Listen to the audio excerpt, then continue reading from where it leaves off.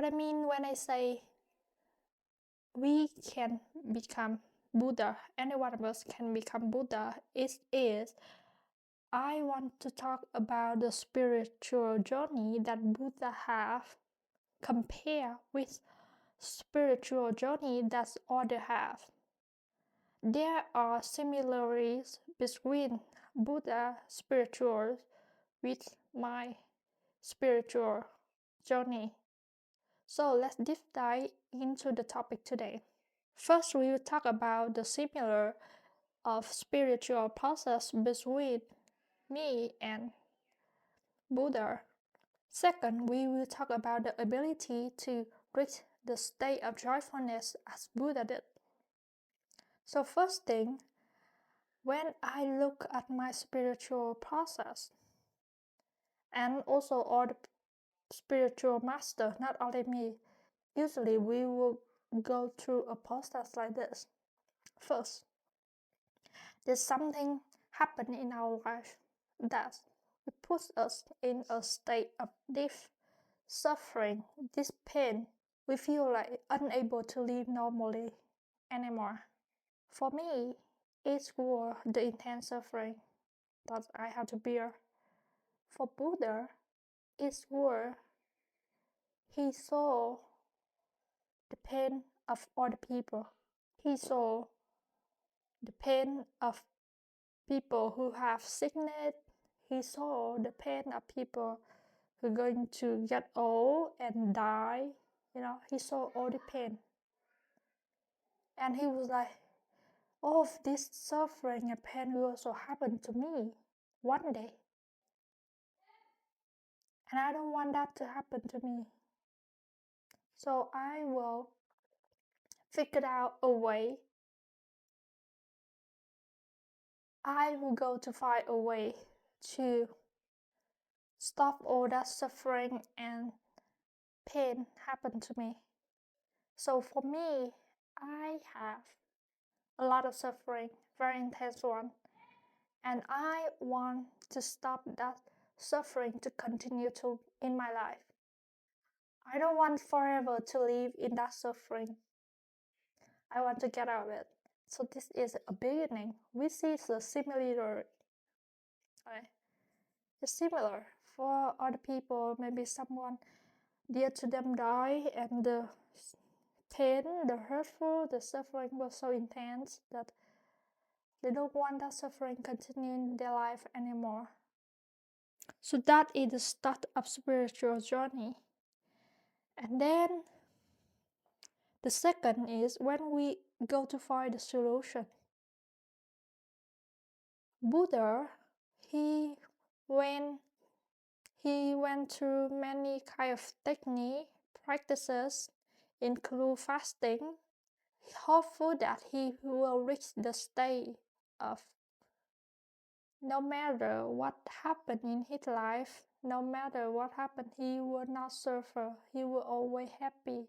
He will always feel the joyfulness. There's no more pain in his life.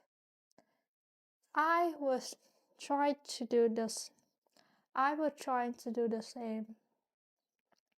I was trying to do everything that try the practice, try the technique that I hope will remove my suffering, and when something else happen in my life, I don't need to bear that suffering. I don't need to experience that suffering anymore. Even something else happened to my life, I was the same. This is find solution process. And then Buddha, after many years, many practices, and then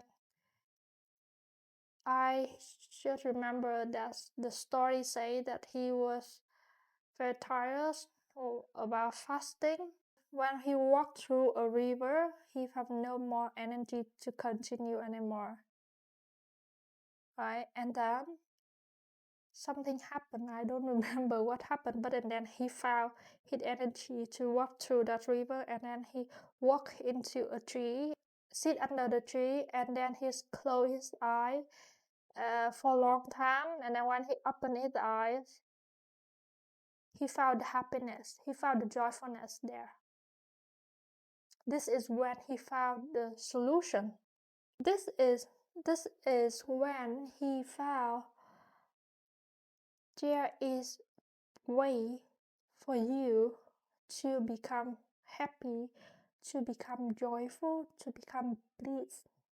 This is human capability. You have ability to become happy, become joyful, to become bliss without anything, without needing anything. He was, Buddha. He was hungry, he was tired. He just crossed a river and he tired, he sit down under a tree, close his eye and open up with all the joyfulness, all the bliss happened to him. I was similar when I do meditation. I can feel that human is capable of become happy, become bliss, become joyful without needing anything. I did a lot of meditation before, and what I found is the principle is if you bring yourself in the state of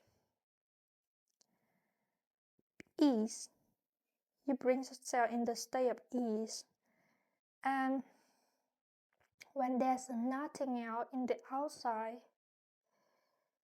can impact you anymore, when you make a distance between who you are and the outside world, when nothing else can impact you, when you are in this ease, and then there is a peace feeling you create around you after you at ease, and there's a peace. If you continue to deep dive into this ease and this peace, and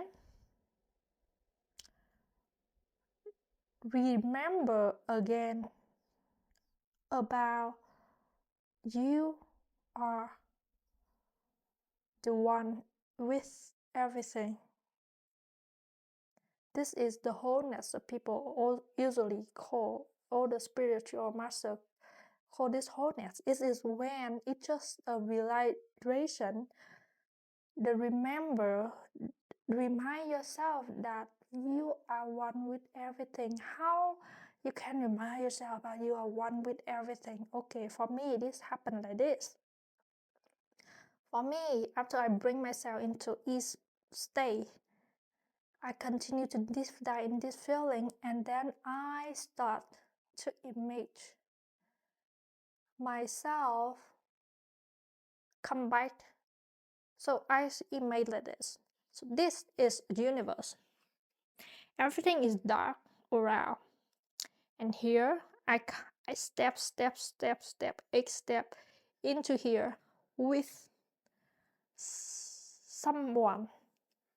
It can be female. Don't put identity for it. You can put it like human body or anything if you want, but it's just for easy to image. But it actually nothing, no character. It's just a consciousness.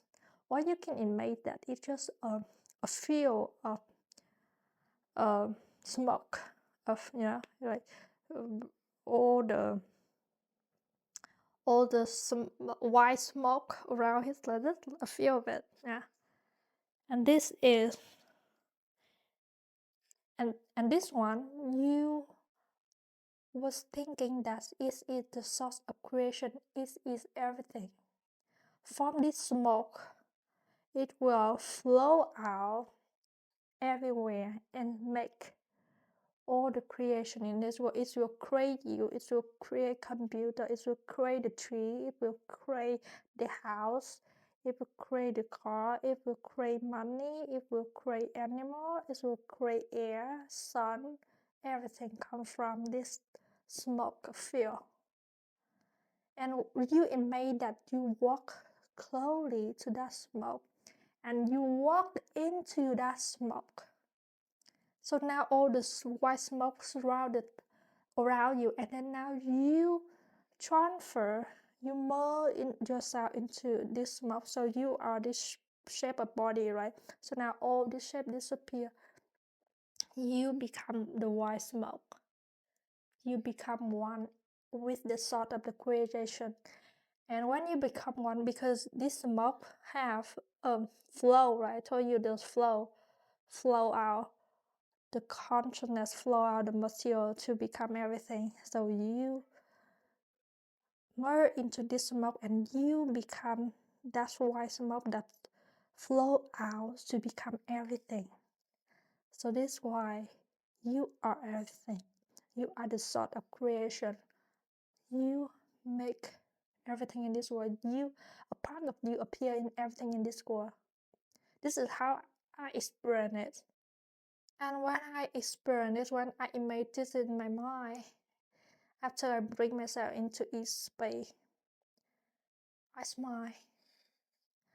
I feel a joyfulness, a happiness arise.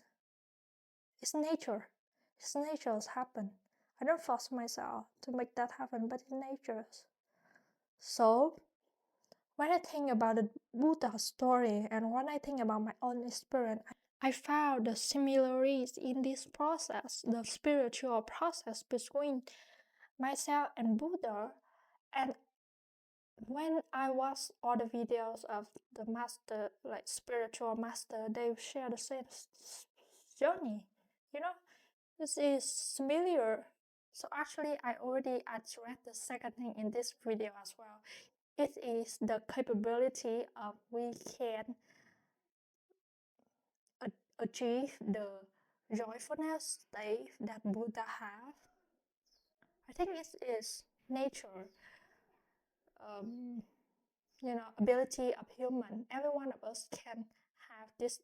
I mean, not can. Every one of us have this ability. The thing is only can we make this ability like appear in our life or not, right? Can we make it happen in our life? Can we experience it? That's the only different thing that many people don't experience, and it's a spiritual experience. You can see Buddha, he was born like us as a human, and then he sees the painful, the hurtful, the suffering, and then he don't want that suffering to happen to him, and then he find a way to make the happiness happen in his life, and then he discover that human is capable of joyfulness all the time without needing you do anything. You only need to sit, bring yourself in each day, and experience yourself oneness with everything, the source of creation, and this joyfulness will naturally arise inside you. You can become Buddha. Thank you very much for watching my video.